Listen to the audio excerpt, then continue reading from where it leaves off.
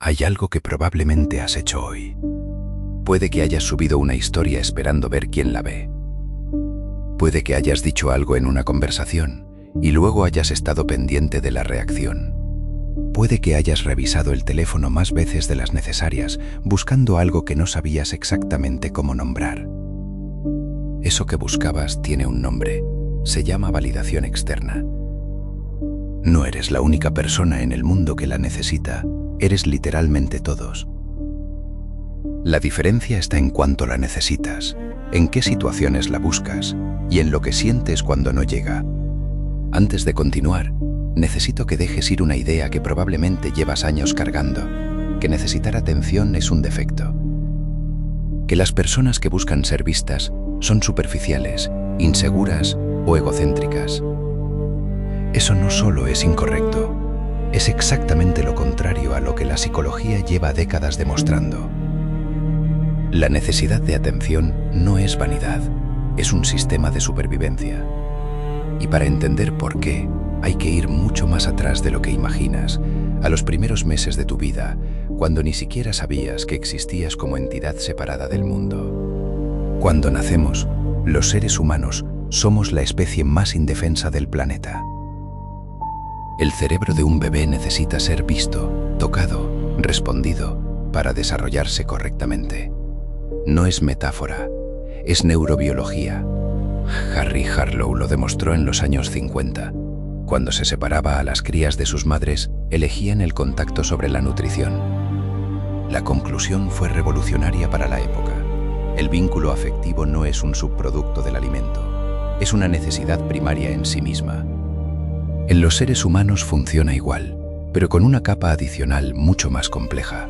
No solo necesitamos ser tocados, necesitamos ser vistos. Los psicólogos llaman a esto espejamiento y ocurre de forma crítica en los primeros años de vida entre el niño y sus cuidadores principales.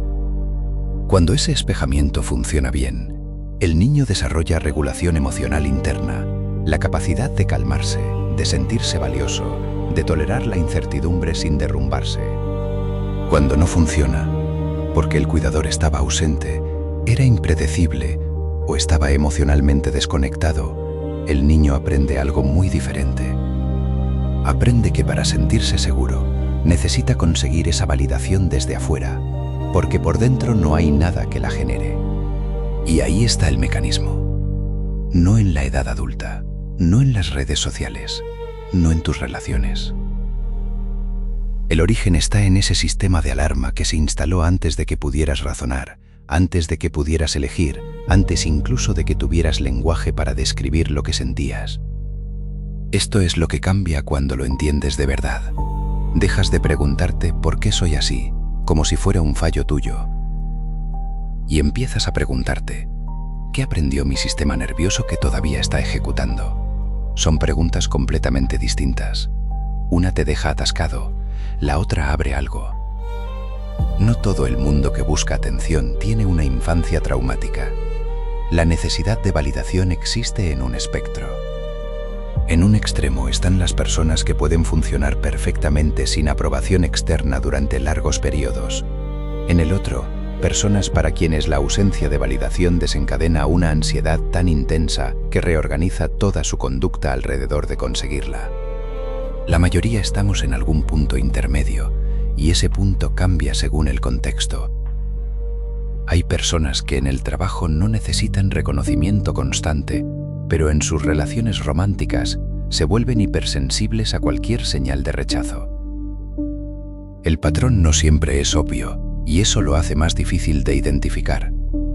Lo que sí es consistente, independientemente del grado, es el mecanismo subyacente. La validación externa está cumpliendo una función que debería ser interna. Está tapando un hueco. No porque seas débil, sino porque en algún momento de tu historia, esa fue la solución más inteligente disponible para tu cerebro. John Bowlby, uno de los fundadores de la teoría del apego, pasó décadas estudiando cómo los primeros vínculos definen los patrones de relación durante toda la vida. Su conclusión no era que el pasado condena, era que el pasado programa. Y lo que está programado puede, con las herramientas correctas, ser reprogramado. ¿Qué tipo de atención buscas tú específicamente? No es lo mismo necesitar que te digan que eres inteligente, que necesitar que te incluyan en los planes, que necesitar que tu dolor sea reconocido como real. Cada uno de esos patrones apunta a algo diferente. Cada uno tiene una historia detrás. Lo que sientes cuando buscas ser visto no es pequeño, no es superficial y no dice nada malo de ti. Dice que eres humano. Dice que tienes un cerebro que aprendió a sobrevivir de la mejor manera que pudo con lo que tenía. Y dice que hay algo dentro de ti que todavía espera algo que tal vez nunca llegó de la forma que necesitabas. Eso no se resuelve ignorándolo, no se resuelve tampoco alimentándolo sin entenderlo, se resuelve conociéndolo. Y eso es exactamente lo que vamos a hacer en este video. Si esto ya está resonando contigo, es buen momento para que te suscribas al canal, porque lo que viene a continuación va a profundizar todavía más en algo que probablemente llevas mucho tiempo sintiendo sin saber cómo nombrarlo. Nadie se sienta contigo de pequeño a explicarte cómo conseguir que los demás te presten atención. No hay una clase, no hay un manual. Y sin embargo, a los 5 o 6 años, ya tienes una estrategia. Ya sabes, sin saberlo conscientemente, qué funciona en tu entorno específico para obtener la atención que necesitas. Esa estrategia no la elegiste. La descubriste por ensayo y error en el laboratorio más importante de tu vida, tu familia. Y lo más curioso es que esa estrategia, que aprendiste para sobrevivir emocionalmente en ese entorno concreto, probablemente todavía la estás usando hoy, aunque ya no estés en ese entorno, aunque ya no tengas 5 años. Los patrones que desarrollamos en la infancia para conseguir cercanía y validación se convierten en plantillas. El cerebro las guarda como atajos, como respuestas automáticas. El problema es cuando lo que funcionó a los 6 años en una dinámica familiar específica se aplica automáticamente a los 25 en una relación romántica, en el trabajo o con amigos. Ahí es donde el patrón deja de ser una solución y se convierte en ruido. Existen 3 perfiles que aparecen una y otra vez cuando se estudia cómo las personas buscan validación externa. No son categorías rígidas ni diagnósticos, son patrones de conducta con una lógica interna muy clara. Y reconocerte en uno de ellos no es un juicio, es información. El primer perfil es el que podríamos llamar el visible a toda costa. Es la persona que necesita ocupar espacio, en las conversaciones, en los grupos, en las redes. Habla más de lo que escucha, no porque sea egocéntrica, sino porque el silencio se siente peligroso. Este patrón suele desarrollarse en entornos donde la atención era escasa o impredecible, cuidadores emocionalmente ausentes, familias numerosas donde había que competir por ser visto. Lo que busca este perfil no es admiración, aunque lo parezca. Busca confirmación de que existe, busca que alguien le devuelva la mirada y con esa mirada le diga: estás aquí, te veo, importas. El ruido externo es un intento de callar el ruido interno que dice lo contrario. El segundo perfil es casi lo opuesto en forma, pero idéntico en origen. Es el que desaparece. La persona que minimiza sus logros, que no habla de sus necesidades, que siempre está disponible para los demás, pero nunca pide nada para sí misma. Desde dentro, está constantemente monitorizando si los demás están satisfechos con ella, si sigue siendo necesaria, si todavía tiene un lugar. Este patrón suele aparecer en entornos donde expresar necesidades generaba rechazo. El niño que aprendió que llorar molestaba, que pedir era una carga, que ser fácil era la única manera de no perder el vínculo. Ese niño aprende a hacer invisible su hambre afectiva, pero el hambre no desaparece. Se convierte en hipervigilancia, estar siempre atento a los estados emocionales de los demás. El tercer perfil es quizás el más difícil de identificar desde fuera, el que busca validación a través del sufrimiento. No lo hace para manipular, lo hace porque en su historia el dolor fue la única moneda que funcionó para conseguir atención genuina. El cerebro aprende la ecuación. Cuando estoy bien, soy invisible. Cuando sufro, alguien viene. Esta dinámica es especialmente difícil de romper porque tiene una doble trampa. Por un lado, el sufrimiento real existe, no es inventado. Por otro, hay un sistema aprendido que lo amplifica y lo exhibe. Reconocerlo no significa que el dolor sea falso, significa que hay un mecanismo encima del dolor que merece ser examinado. ¿Qué tienen en común estos tres perfiles tan distintos? Todos están respondiendo a la misma pregunta fundamental que el sistema nervioso hace constantemente. ¿Soy suficientemente valioso para que alguien se quede? Y todos han encontrado una respuesta conductual diferente a esa misma pregunta, basada en lo que funcionó en su entorno original. Lo que hace que estos patrones sean tan persistentes es algo que en psicología se llama refuerzo intermitente.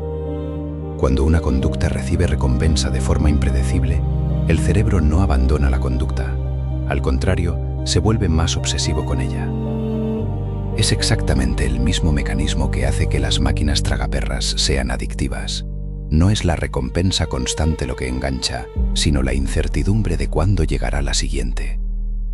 Si en tu infancia la atención y el afecto llegaban de forma impredecible, tu cerebro aprendió a no rendirse nunca, a seguir intentándolo, a buscar la combinación correcta de conductas que activara la respuesta afectiva. Y ese programa sigue corriendo en segundo plano décadas después, en relaciones y contextos completamente distintos. Esto explica algo que muchas personas encuentran desconcertante en sí mismas. ¿Por qué les resulta más fácil soltar a alguien que siempre estuvo disponible que a alguien que era inconsistente? La consistencia, paradójicamente, es menos adictiva que la incertidumbre. Tu cerebro ya solucionó el problema de la persona consistente. El de la persona impredecible todavía lo tiene abierto. Identificar en cuál de estos patrones te reconoces o en qué combinación no es el punto de llegada, es el punto de partida. Porque una vez que sabes qué estrategia aprendiste y para qué entorno la aprendiste, puedes empezar a hacerte una pregunta mucho más útil. ¿Esta estrategia todavía me sirve? ¿O la estoy aplicando en un contexto donde ya no tiene sentido? Esa pregunta, y lo que se puede hacer con ella, es exactamente lo que vamos a desmontar en el siguiente capítulo. Llegados a este punto, ya sabes dos cosas que la mayoría de personas no saben sobre sí mismas. Sabes que la necesidad de atención no es un defecto de carácter, es un sistema de supervivencia con una historia. Y sabes que ese sistema tomó una forma específica en tu caso, moldeada por lo que aprendiste en tu entorno más temprano. Eso ya es más autoconocimiento real que el que ofrecen la mayoría de libros de desarrollo personal en 200 páginas. Pero el conocimiento sin aplicación es solo información acumulada, así que ahora viene la parte que realmente cambia algo. ¿Qué puedes hacer con todo esto? La pregunta correcta no es cómo dejas de necesitar atención. La pregunta correcta es, ¿cómo usas tu propio patrón como un mapa hacia lo que realmente necesitas? La próxima vez que sientas esa necesidad específica de ser visto, cuando revises el teléfono por 10ª vez, cuando sientas el impulso de compartir algo que en el fondo no quieres compartir, no intentes suprimirlo, obsérvalo. Hay una diferencia enorme entre estar dentro de un impulso y observarlo desde fuera, y esa diferencia tiene un nombre en neurociencia: distancia cognitiva. Cuando estás dentro del impulso, tu cerebro está en modo automático. Cuando lo observas, activas la corteza prefrontal y eso interrumpe el automatismo. No lo elimina, lo interrumpe, y en esa interrupción hay información. La pregunta que tienes que hacerte en ese momento es: ¿qué necesito realmente ahora mismo? No qué quiero que hagan los demás. ¿Qué necesito yo, internamente, en este momento? Y la respuesta casi nunca es que me den likes. La respuesta suele ser algo mucho más específico y honesto. Necesito sentir que lo que hago importa. Necesito saber que no estoy solo. Necesito que alguien reconozca que esto ha sido difícil. Esa es la diferencia entre la necesidad superficial y la necesidad real que hay debajo. La validación externa es un intento de satisfacer la segunda a través de la primera. Funciona a medias, durante poco tiempo, y siempre pide más. Identificar la necesidad real no significa que puedas satisfacerla siempre por ti mismo. Volverse completamente autosuficiente emocionalmente no es salud psicológica, es disociación con mejor marketing. Los seres humanos somos sociales por diseño evolutivo. Necesitar ser vistos, necesitar conexión, eso es normal, es adaptativo y no va a desaparecer. Lo que puede cambiar es la calidad de esa búsqueda, la diferencia entre buscar atención desde el miedo y buscarla desde la conciencia. Cuando buscas validación desde el miedo, cualquier cantidad es insuficiente. Consigues 100 comentarios positivos y el único que procesa tu cerebro es el uno negativo. Cuando buscas conexión desde la conciencia, la respuesta externa deja de ser la única fuente posible de lo que buscas. Puedes tolerar la ausencia de validación sin interpretarla como confirmación de que no vales nada. Ese cambio no ocurre de golpe, ocurre a través de experiencias correctivas, situaciones reales, repetidas en el tiempo, donde tu sistema nervioso aprende que puede estar bien sin el nivel de validación externa que antes necesitaba. Eso puede ocurrir en terapia, pero también ocurre en relaciones seguras, en prácticas de atención sostenida, en cualquier contexto donde entrenes deliberadamente la capacidad de estar contigo mismo sin huir. Hay algo concreto que puedes empezar a hacer ahora mismo: llevar un registro de tus momentos de búsqueda de validación durante una semana. No para juzgarte, para observar el patrón. Los patrones no se ven en un solo momento, se ven en la repetición, y cuando los ves con suficiente claridad, dejan de ser automáticos. Esto que estás haciendo ahora mismo, escuchar esto, preguntarte si te reconoces en lo que se describe ya es parte del proceso. La mayoría de personas nunca se hace estas preguntas porque son incómodas. Los patrones que no se examinan se repiten en las parejas que eliges, en las amistades que mantienes, en las dinámicas laborales que toleras. Se transmiten, en algunos casos, a las personas que crías. El trabajo de entender tu propio sistema no es un ejercicio de introspección narcisista. Es una de las cosas más útiles que puedes hacer, por ti y por las personas que te rodean. Si este video te ha movido algo por dentro, déjalo en los comentarios. No tienes que dar explicaciones, solo escribe lo que sientes. Nos vemos en el siguiente reflejo.